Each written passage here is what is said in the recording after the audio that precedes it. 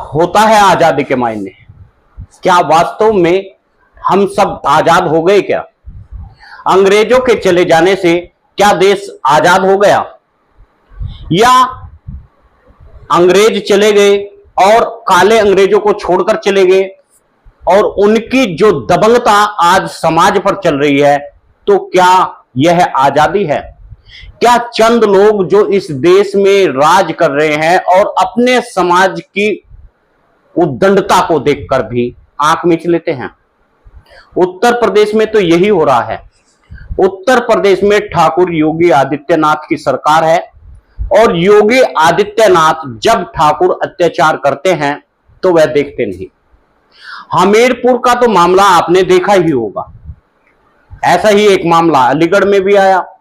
अलीगढ़ में भी एक प्रजापति समाज के व्यक्ति पर लाठी डंडों से मारा गया, पीटा गया और दबंगता की अपनी कहानी को कुछ इस तरह बयां किया कि उसे रिपोर्ट तक दर्ज नहीं करने दी। थाने जाने के बाद में हमारी कोई कार्रवाई न हुई थी और हमको लोग कहते हैं कि हाँ उठा लाएंगे, और हमें राधे तिमुदा ने मारने की धमकी दी है जान से, और ये हम गांव से जाने मजबूर हैं। वहीं पर हमीरपुर में ठाकुर अतर सिंह और उनके पुत्रों ने छोटेलाल प्रजापति को किस तरह से लाठी डंडों से मारा और मार मार करके उसका सुहा कर दिया, चौराहे पर डाल दिया। घंटों तक पानी मांगता रहा, एक बूंद पानी पिलाने की किसी की हिम्मत तक नहीं पड़ी। गांव वाले सहम गए। क्या यही है आजादी? नमस्कार, मैं आपके साथ में आपका दोस्त प्रजापति आरबी सिंह और आप देख रहे हैं डीपीएन लाइव न्यूज। दरअसल इस देश से अंग्रेज तो चले गए, उसी दिन से हमने 15 अगस्त को सेलिब्रेट करना शुरू कर दिया और हमने कहना शुरू कर दिया कि हमें आजादी मिल गई। क्या यह आजादी तमाम लोगों को मिल गई? क्या यह आजादी दलितों को मिली, ओबीसी को मिली, अल्पसंख्यकों को मिली, या चंद उन लोगों को जो आज भी देश में राज कर रहे हैं? आजादी के मायने समझिए। आपके अपने लोग कितने आज राजनीति में हैं? आप वोट देने का काम करते हैं, एक वोट आप अपना दे देते हैं बहकावे में आकर के, कभी हिंदू मुस्लिम के तो कभी जाति उपजाति के, लेकिन हमारे ही तो लोग हैं जो इस देश को, इस समाज को और अपने लोगों को बेच करके अपने टिकट पक्के करते हैं, अपने मंत्री पद का पक्के कर लेते हैं। लेकिन क्या जब समाज के लोगों पर अत्याचार होते हैं तो वे इसकी आवाज को उठाते भी है कि नहीं? क्या विधानसभा में ये मुद्दे उठाए जाते हैं? जी हां, मैं हमीरपुर के मामले की बात कर रहा हूं। दरअसल आपको बता दें, हमीरपुर में छोटेलाल प्रजापति नाम के एक किसान जो बकरी चराते हुए अतर सिंह के खेत में बकरी घुस जाती है और उन बकरियों को मुद्दा बना करके अतर सिंह व उनके पुत्र छोटेलाल प्रजापति को लाठी डंडों से मारते हैं और मारते हुए भी मारने की भी इंतहा कर देते हैं। उसे इतना मार देते हैं जब तक उसकी श्वसन प्रक्रिया बंद नहीं हो जाती। उसके बाद में गांव को डराने के लिए चौराहे पर लाकर के डाल दिया जाता है। वह पानी मांगता है, उसे पानी नहीं दिया जाता। ऐसे में चंद लोगों के अंदर रोष है और यह रोष पूर्व से लेकर के पश्चिम तक दिखाई दे रहा है। सहारनपुर में दक्ष प्रजापति सेवा समिति के कुछ पदाधिकारियों ने आज डीएम को ज्ञापन सौंपा और उन्होंने मांग की कि छोटेलाल प्रजापति को मुआवजा दिया जाए, उनके परिवार को, और कड़ी से कड़ी सजा ठाकुर अतर सिंह को दी जाए। मामला केवल ठाकुर अतर सिंह का नहीं है, मामला अलीगढ़ का भी है। अलीगढ़ में भी एक ऐसा ही मामला प्रजापति समाज के साथ में ही हुआ। वहां पर कुछ ठाकुर समाज के लोगों ने मूलचंद प्रजापति व उनके बेटे को लाठी डंडों से मारा, खूब पीटा, सर फोड़ दिया। बड़ी बात यह है कि पुलिस ने उनकी रिपोर्ट तक दर्ज नहीं की।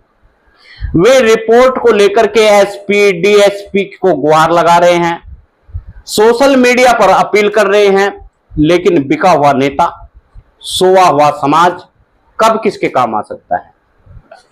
चलिए आज हम बताते हैं, आज सहारनपुर में दक्ष प्रजापति सेवा समिति के कुछ पदाधिकारियों ने डीएम कार्यालय पर ज्ञापन दिया, जिसमें नरेंद्र प्रजापति, मास्टर संदीप जी, प्रियांशु प्रजापति, ये तमाम लोग वहां पर शामिल रहे। उन्होंने शासन और प्रशासन से मांग की कि समाज के साथ में होने वाले अत्याचारों को बंद किया जाए।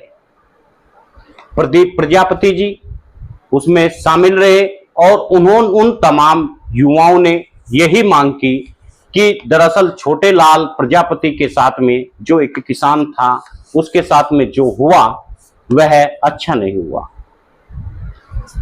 इस तरह से याद आता है वह जमाना जो राजे और रजवाड़े करते थे। एक आम आदमी को, एक गरीब आदमी को मारकर डाल दिया जाता था, कोई पूछने वाला तक नहीं था। और आज भारत आजाद है, लोकतंत्र इस देश में कायम है और इस देश में इस तरह के वाकया हर रोज हो रहे हैं। फिर भी हम कह रहे हैं कि योगी आदित्यनाथ की सरकार है, कानून का राज है, तो कानून का राज क्या अलीगढ़ में नहीं चलता? कानून का राज क्या हमीरपुर में नहीं चलता? ऐसी तो तमाम जगह है, कुछ मीडिया में आ जाती है, कुछ नहीं आती। हर रोज अत्याचार होते हैं, चाहे वह प्रजापति समाज पर हो या और भी अति पिछड़े समाज पर ये अत्याचार हो सकते हैं। लेकिन सबसे भयानक और सबसे भयावह जो मामला हुआ वह हमीरपुर का है। हमीरपुर के इस मामले में आखिर किसान यूनियन क्यों नहीं बोल पाई?